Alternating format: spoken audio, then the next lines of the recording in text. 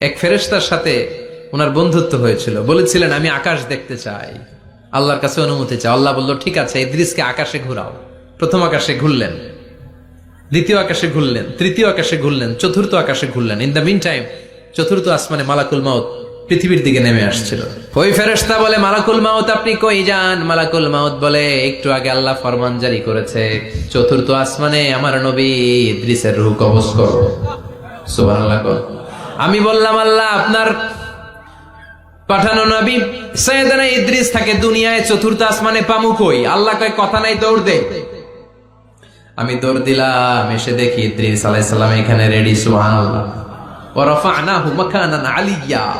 ইদ্রিস আলাইহিস সালামের রূহ কবজ দুনিয়ায় হয় নাই, চতুর্থ আকাশের মধ্যে হয়েছে। একটু চিৎকার করে পড়বেন সুবহানাল্লাহ। এরপরে সুলাইমান আলাইহিস সালাম, উনি তো মরে নাই, মরছে?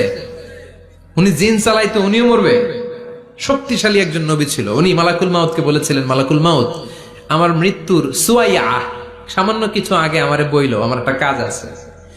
মালাকুল মাউত মৃত্যুর কিছু সময় আগে এসে বলল, সুলাইমান টাইম ইজ আপ, সময় শেষ, অল্প কিছু সময় বাকি, কি করবেন করেন। সাইয়েদনা সুলাইমান জিনদেরকে ডাকলো, ও জিনেরা, বিশাল একটা প্রজেক্ট আছে, প্রজেক্টে কাজ শুরু করো।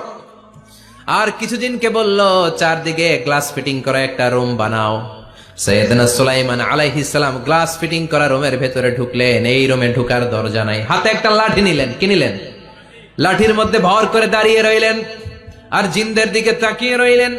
জিনেরা এত বদমাশ ছিল, সাইয়েদনা সুলাইমান দাঁড়িয়ে না থাকলে কাজ করতো না। ছিল ফাঁকিবাজ। কি ছিল? দাঁড়ায় না থাকলে আজও লোকজন কাজ করতে চায় না, ঠিক কিনা? মালিক দাঁড়ায় থাকলে ঠিকই কাজ হয়ে যায়। সুলাইমান আলাইহিস সালাম লাঠির মধ্যে ভর দিয়ে দাঁড়িয়ে রইলেন আর বললেন, কাজ করো। জিনেরাও কাজ শুরু করলো। ওদিকে মালাকুল মাউত এসে বলে, ও সুলাইমান সময় তো শেষ। সুলাইমান বলে, সমস্যা নাই, রূহ কবজ করেন। উনি লাঠির মধ্যে ভর দিয়ে দাঁড়িয়ে রইলেন। গ্লাস ফিটিং করা রুমের ভিতরে কোরআন সাক্ষী। মালাকুল মাউত ওইভাবে লাঠিতে ভর দেওয়া অবস্থায়, দাঁড়ানো অবস্থায় সাইয়েদনা সুলাইমান আলাইহিস সালামের রূহ কবজ করে নিলেন। উনি এমন ভাবে দাঁড়িয়েছেন, রূহ চলে গেল, লাশ হয়ে দাঁড়িয়ে রইলেন। লাঠির মধ্যে দাঁড়িয়ে আছেন, জমিনের মধ্যে লুটিয়ে পড়ে নাই। সুবহানাল্লাহ। জিনগুলো দূর থেকে ভাবলো, বস তো দাঁড়ায় আছে। কে দাঁড়ায় আছে?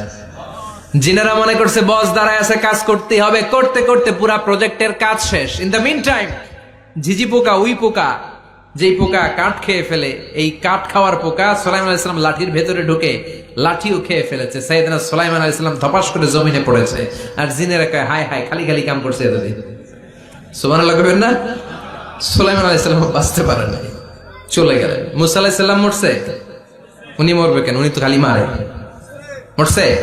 এক থাপ্পড়ে ফেরাউনের বাবুর্চি নাই। মুখের আগে হাত চলতে কয়েকজন, এর মধ্যে মুসা আলাইহিস সালাম আছে না নাই? মালাকুল মাউত মানুষের আকৃতিতে অনুমতি না নিয়ে ঘরের ভেতরে ঢুকে গেল। ঢুকে বলে, আনা মালাকুল মাউত, আমি মৃত্যুর ফেরেশতা। তো কি চাও? জিতু আন আকবাদা রূহাক, আপনার রূহ কবজ করতে আসছি। কিন্তু মুসা আলাইহিস সালাম দেখতেছেন দিব্যি একজন মানুষ, কি দেখে? আবার সালাম দেয় নাই, অনুমতি নিয়েও ঢুকে নাই। অমিয়া, অনুমতি নিয়ে ঘরে ঢোকার দরকার আছে না নাই? মুসা আলাইহিস সালামের মেজাজ বড় গরম। উনি বললেন, কি করবি? কয়, আপনারে মারবো। কয়, এদিকে আয়। মালাকুল মাউত মনে মনে ভাবে, এতদিন সব মানুষগুলো আমারে দেখলে দিত দৌড়, আজকে মনে হয় আমারে দিতে হবে দৌড়। এক পা গায়ে দুই পা পেছায় সাহস করে সামনে গেলেন। আবার মুসা আলাইহিস সালাম দিলেন এরকম থাপ্পড়। ফাসাক্কাহু ফাফাকু আইনা, বুখারীর বর্ণনা, এক থাপ্পড়ে চোখ নাই। ঠিকই মালাকুল মাউত দৌড়, এক দৌড়ে আল্লাহর কাছে। আল্লাহ বললেন, রাখো। এটা মুসা আলাইহিস সালাম, তার মেজাজ বড্ড গরম, আমাকে কথা বলতে হবে। আল্লাহ বললেন, মুসা, বুখারীর বর্ণনা, গরুর পিঠের উপর হাত রেখে দাও। রাখা হলো। তোমার হাতের নিচে গরুর যত পশম, প্রত্যেক পশমের বিনিময়ে এক এক বছর করে হায়াত বাড়িয়ে দিলাম। মুসা আলাইহিস সালাম অনেক চালাক নবী। উনি বললেন, আল্লাহ, আমার হাতের নিচে যদি গরুর 2000 পশম থাকে, তার মানে 2000 বছর হায়াত বাড়িয়ে দিলেন। কিন্তু এক্সট্রা হায়াত যখন শেষ হয়ে যাবে, এরপরে কি হবে? আগে ওইটা বলেন। আল্লাহ বললেন, সুম্মাল মাউত, তারপরে তো মুসা মরতেই হবে, আসতেই হবে। সাইয়েদনা মুসা আলাইহিস সালাম বললেন, ফাল আনা, তাহলে আর দেরির দরকার নাই, এখনই আমি আপনার কাছে চলে যেতে চাই। মালাকুল মাউত মুসা আলাইহিস সালামের রূহ নিয়ে উড়াল দিলেন। সুবহানাল্লাহ। বাঁচতে পারছে? বিশ্বনবী মরে নাই, উনি ইন্তেকাল করেছেন। চিল্লায় এখন ঠিক কিনা? ইন্তেকালের আগে বিশ্বনবী প্রচন্ড অসুস্থ হলেন। মা আয়েশারে ডেকে বললেন, আয়েশা, মনে হয় আমি বাঁচব না। ওই যে খায়বার বিজয়ের দিন, খায়বার দুর্গ বিজয় করার পরে এক ইহুদি মহিলা আমার দাওয়াত দিয়েছিল। ওই দাওয়াত খেতে যাওয়ার পরে গোশতের মধ্যে বিষ মাখানো হয়েছিল রে আয়েশা। ওই বিষ মাখানো খাসির গোশত খেয়ে যে ব্যথা আমার পেটে উঠেছিল, আজ আবার সেই ব্যথা উঠেছে। বিশ্ব নবী ওই বিষ খাওয়ানো গোশতের কারণে ইন্তেকাল করেছেন। তার মানে বিশ্ব নবী শাহীদ। জামা আল্লাহু বাইনা নবুওয়া ওয়া শাহাদা। আল্লাহ বিশ্ব নবীকে শুধু নবী বানায় নাই, শহীদ হিসেবে কবুল করেছে। সুবহানাল্লাহ কবেন না? প্রচন্ড অসুস্থ, উনি ছাড়া মসজিদে নববীতে কেউ ইমামতি করার সাহস পায় না।